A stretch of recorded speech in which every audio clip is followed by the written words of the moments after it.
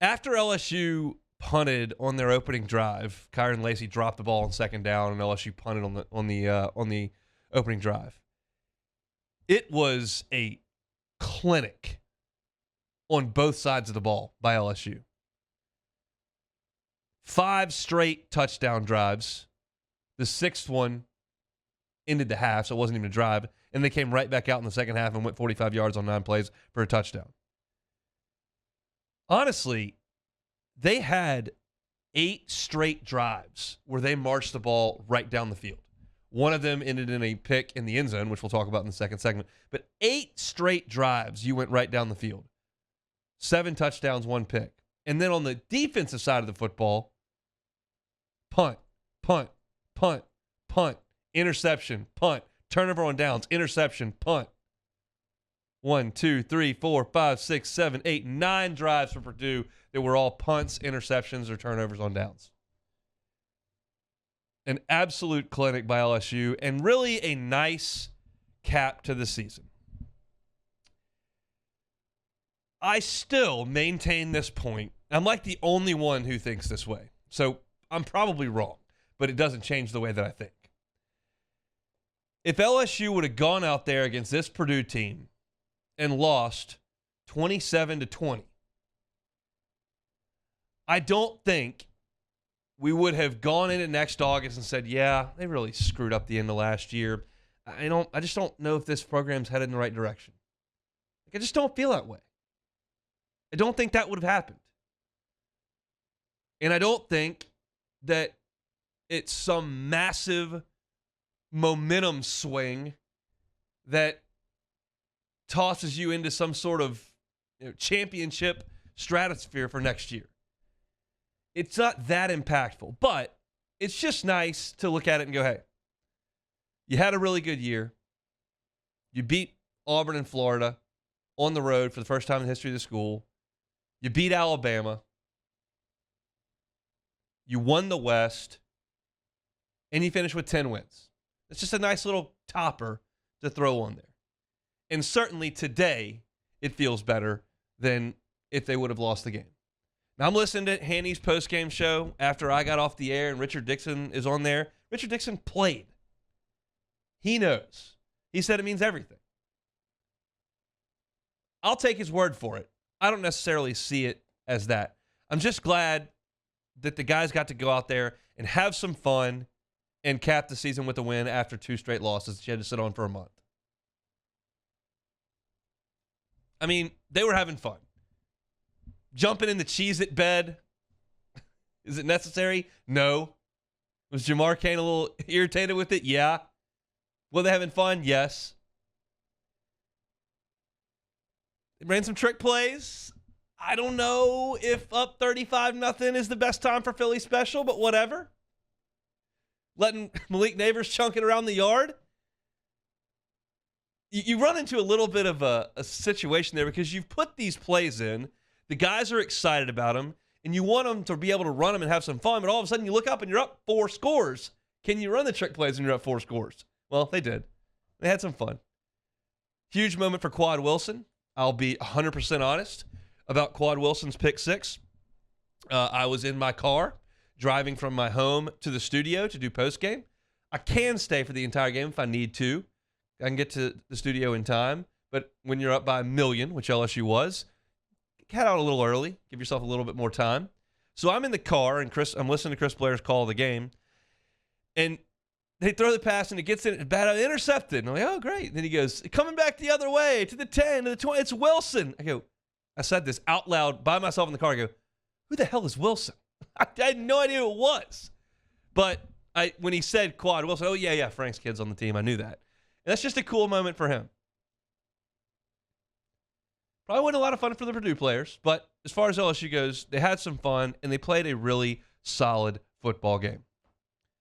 I think one of the things that comes out of this as we put this thing in totality is Malik Neighbors absolutely establishing himself as the number 1 receiver on this team.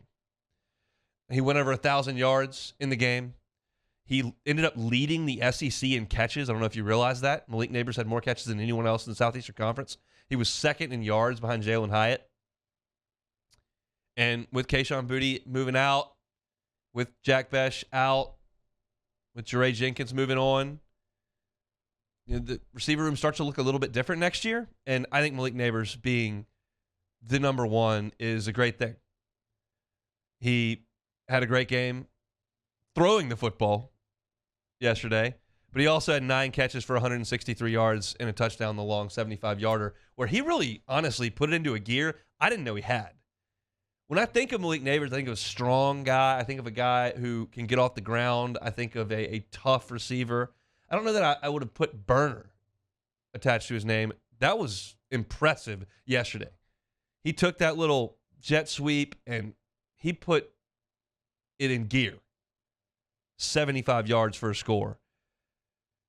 And I think he's your guy next year as the number one. Mason Taylor comes back as a great pass catching option. I love Brian Thomas, who had 4 catches yesterday.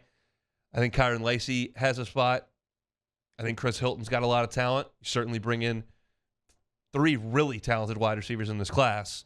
But to me, Malik Neighbors had his kind of a coming out party yesterday. I don't know if you can have a coming out party in a 1,000-yard season, but he was impressive in that one.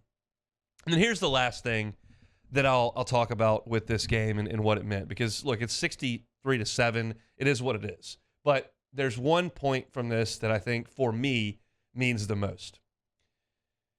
We had discussions in August leading up to the Florida State game, after the Florida State game, after the Tennessee game, after the SEC championship. And we would start these conversations with, yeah, but they're not there yet. Well, they're rebuilding. And this was the first true rebuild of this program since 1999. Les inherited a Ferrari. First-round picks everywhere.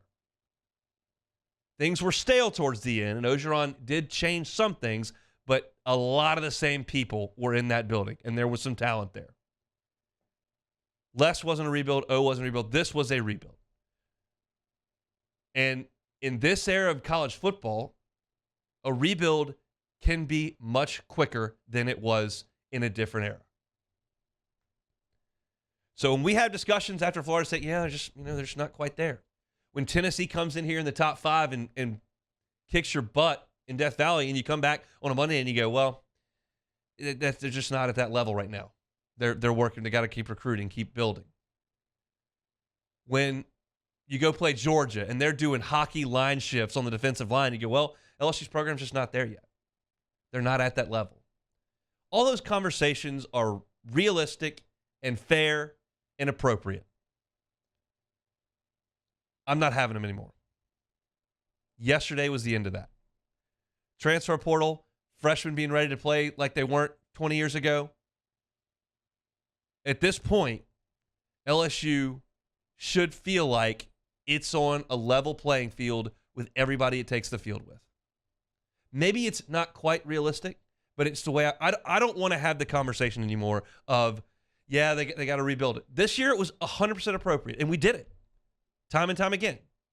Now, adding transfers, signing 27, 28 high school guys, 8 or 9 guys out of the transfer portal. Everybody's been in Brian Kelly's culture for a year now. They understand what the demands are, what the expectations are. You bring back 2 coordinators, hopefully. Year 2 is off and running. And don't misunderstand me. I'm not trying to suggest that you have to win the SEC next year and get in the playoff and win a national championship. But I just think that at this point in this era, when you can bring in as many new people as you can, and freshmen are ready to play more than they've ever been, the rebuild stuff, for me, is over.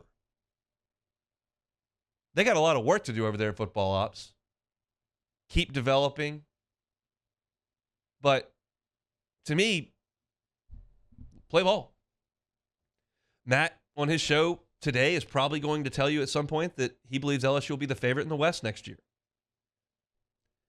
A lot of Bama people vote in those polls, and I think Bama will probably get more votes than LSU. But the discussion can be had. I initially thought when Brian Kelly took the job, I remember this clear as yesterday. Myself, Charles Handicraft, Jimmy Ott went to Rufino's to eat the competition dinner, and we took some questions at the end. They said, when is it realistic to have LSU, quote unquote, back where they should be? And I said year 3. And Jimmy said year 3. And Charlie said year 2. Year 2 is when you can do it. And I thought, man, that's pretty quick. And then you think about it and what you can do with the transfer portal and with recruiting and the roster turnover that happens in college football. Yeah. Again, Brian Kelly doesn't have to win the West next year, or this is a bad fit or bad. Like, it just means I'm not going to sit here next year if Florida State beats you, or if you go to Tuscaloosa and get beat by 3 scores, or if you get to the SC championship game and Georgia punks you. It's not going to be a discussion of, yeah, he's got to get his program in order. You just got to give him some time. It's just going to be they got beat. They weren't ready to beat Georgia this year with that roster and this coaching staff.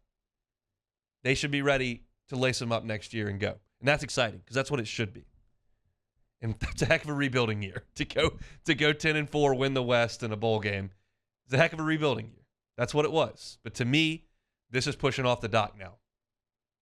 Finish this class, get into spring ball, go to Orlando Labor Day weekend, and push off the dock.